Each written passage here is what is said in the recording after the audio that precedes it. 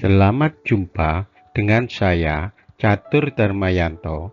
Kali ini saya akan menyampaikan suatu topik yang sangat terkait dengan sikap mental yang telah dibahas sebelumnya, yaitu topik budaya kerja, terutama yang terkait dengan sikap mental sebagai pembelajaran, dengan harapan kita semua sebagai anggota suatu perusahaan dapat memahaminya.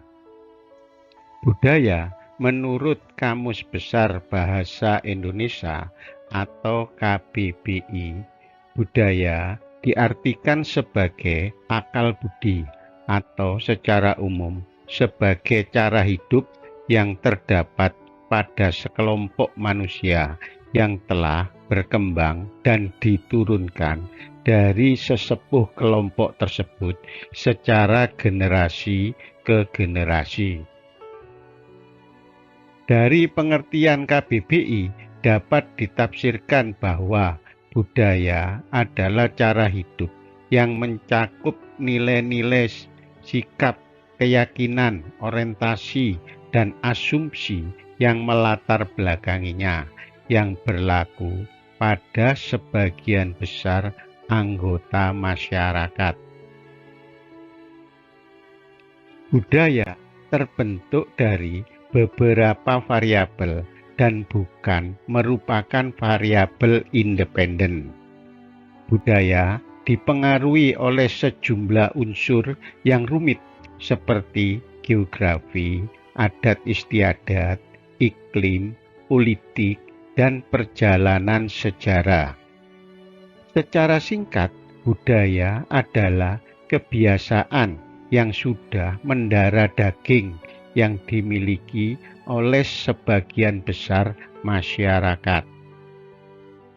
Kerja menurut Kamus Besar Bahasa Indonesia KBBI, kerja dipahami sebagai kata yang menggambarkan proses, perbuatan, atau keadaan.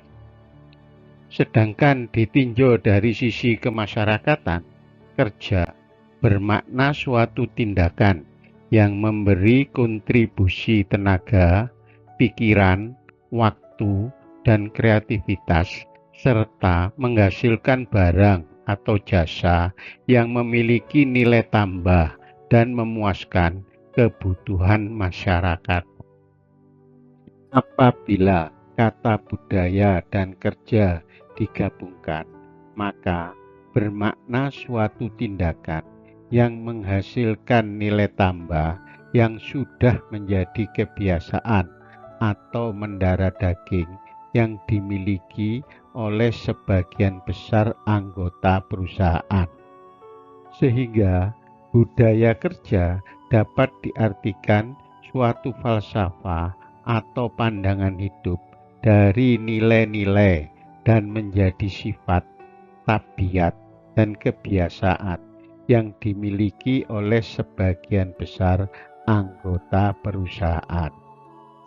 Sikap atau attitude didefinisikan sebagai suatu pernyataan evaluatif terhadap objek, bisa orang atau peristiwa, yang mencerminkan perasaan seseorang terhadap sesuatu yang berpengaruh terhadap kualitas orang tersebut.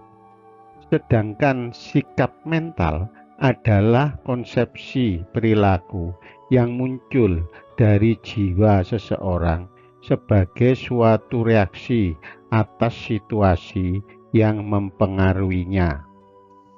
Berikut adalah keterkaitan antara budaya kerja dengan sikap mental dalam suatu perusahaan. Sikap mental yang dimiliki karyawan melahirkan tindakan kerja, sedangkan tindakan kerja yang dilakukan berulang-ulang melahirkan kebiasaan kerja. Selanjutnya, kebiasaan kerja yang mendarah daging melahirkan tabiat kerja, dan akhirnya tabiat kerja yang dimiliki sebagian besar karyawan melahirkan budaya kerja. Dari ilustrasi di atas dapat dijelaskan bahwa sikap mental yang dimiliki oleh sebagian besar karyawan merupakan awal terbentuknya budaya kerja, sehingga sikap mental positif maupun negatif juga merupakan awal terbentuknya budaya kerja yang positif maupun budaya kerja yang negatif. Sebagai gambaran adalah sebagai berikut. Sikap mental positif pada sebagian besar karyawan. Misalkan, karyawan memiliki semangat, antusias, dan penuh dedikasi, mereka cenderung bertanggung jawab dan berorientasi pada hasil. Sikap mental positif ini akan menularkan kepada karyawan lainnya, menciptakan lingkungan kerja yang produktif dan harmonis, sehingga melahirkan budaya kerja positif, di mana setiap karyawan berkontribusi secara optimal untuk mencapai tujuan perusahaan. Sikap mental negatif pada sebagian besar karyawan, misalkan karyawan dalam bekerjanya kurang semangat dan kurang motivasi, mereka bisa jadi sering mengeluh sehingga tidak berorientasi pada hasil. Sikap ini dapat menular pada karyawan lainnya sehingga menciptakan lingkungan kerja yang kurang produktif dan penuh konflik, dan melahirkan budaya kerja negatif, di mana kinerja perusahaan bisa menurun dan tujuan perusahaan sulit dicapai. Dengan memahami pentingnya sikap mental bagi perusahaan, maka perlu diambil langkah-langkah pembinaan sikap mental positif di kalangan karyawan, sehingga budaya kerja yang positif dapat terbentuk dan berkelanjutan. Berikut beberapa contoh sikap mental negatif yang perlu dihindari dalam suatu organisasi perusahaan, terdapat tercipta budaya kerja yang positif. Pertama, budaya asal Bapak Senang atau disingkat ABS. ABS awalnya merupakan nama dari sebuah grup musik anggota Detasmen Kawal Pribadi atau DKP Presiden pertama Republik Indonesia yang dibentuk oleh Komandan Martowijoyo. Walaupun grup musik tersebut diberi nama ABS, Presiden Soekarno hanya mengetahui nama ABS tanpa mengetahui kepanjangannya. Seiring berjalannya waktu, sebutan asal Bapak Senang atau ABS dijadikan idiom untuk menyebut perilaku bawahan yang bertujuan menyenangkan atasan dengan kata-kata atau sikap manis yang jauh dari kebenaran. Pada 6 April 1977 di Taman Ismail Marzuki, Jakarta, istilah ABS dipopulerkan kembali oleh Mochtar Lubis. Beliau seorang sastrawan sekaligus wartawan. Dalam makalahnya yang berjudul Manusia Indonesia, Sebuah Pertanggungjawaban.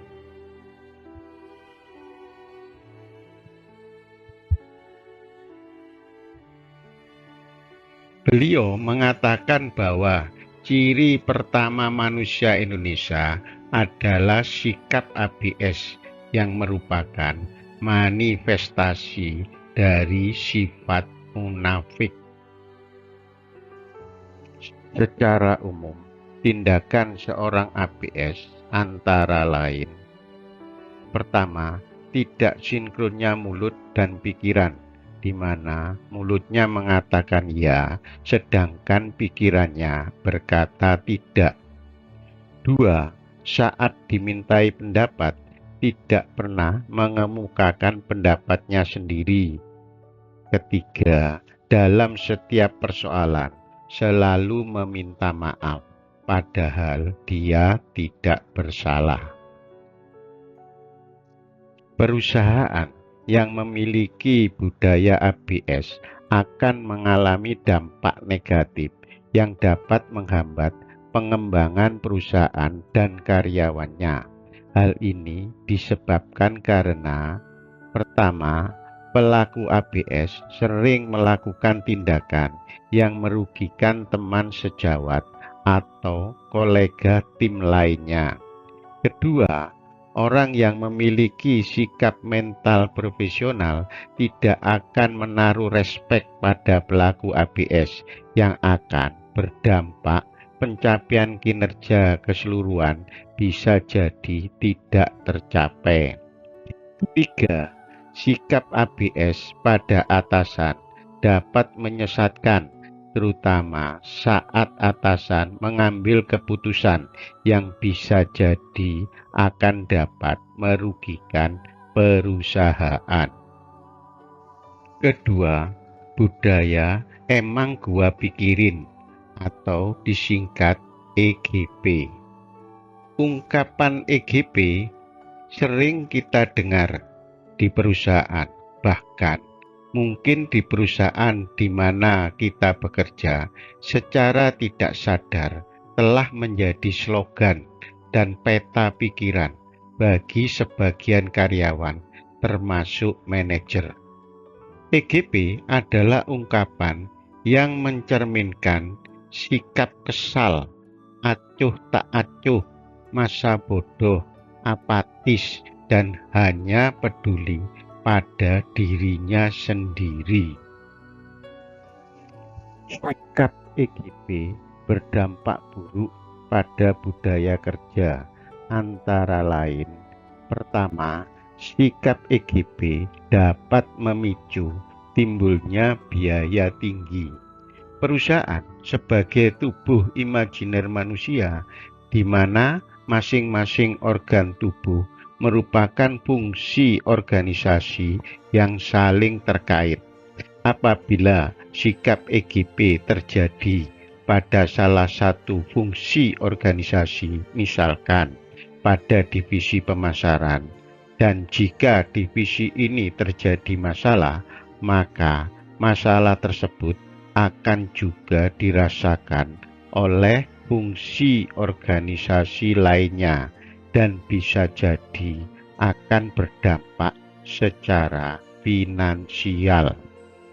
Kedua, sikap EGP akan menghambat koordinasi dan kerjasama antar fungsi organisasi, sehingga target perusahaan akan sulit tercapai.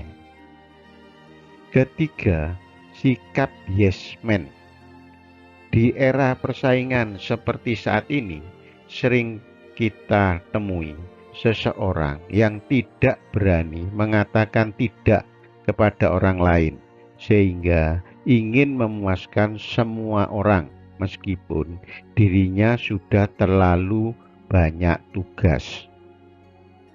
Yes man adalah orang yang selalu mematuhi, memenuhi, dan mengikuti berbagai permintaan dan perintah kolega, teman sejawat, atau bahkan atasannya.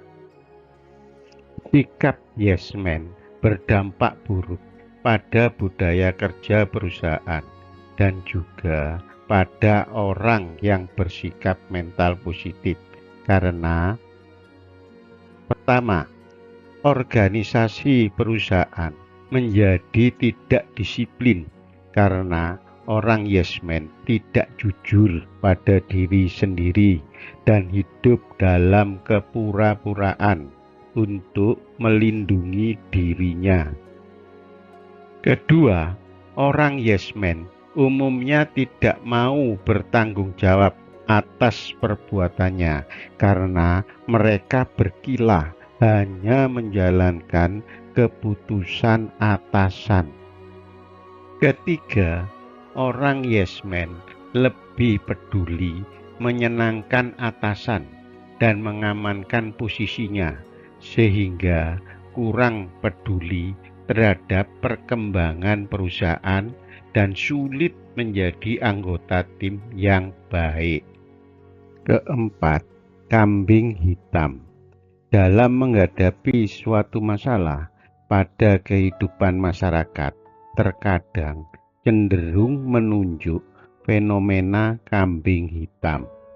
Menurut Kamus Besar Bahasa Indonesia atau KBBI, kambing hitam diartikan sebagai orang atau kelompok yang dijadikan tumpuhan kesalahan meskipun tidak bersalah.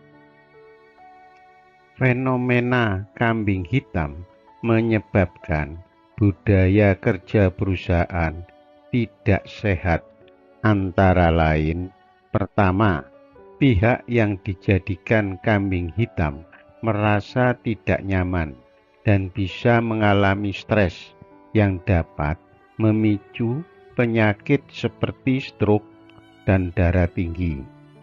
Oleh karenanya, dalam memutuskan sesuatu kesalahan perlu kehati-hatian.